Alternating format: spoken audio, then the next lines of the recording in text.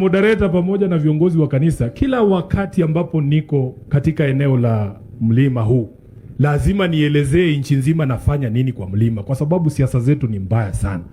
Katiba inasema tuko na uhuru wa kuzunguka Kenya mzima, lakini nikikuja hapa watu wa fitina kila wakati wanaanza maneno mengine. Kwa hivyo, kwa sababu mimi nimechaguliwa na wananchi na kila wakati naulizwa nieleze mambo, nitaeleza. Nataka niwaelezee kwa nini niko hapa.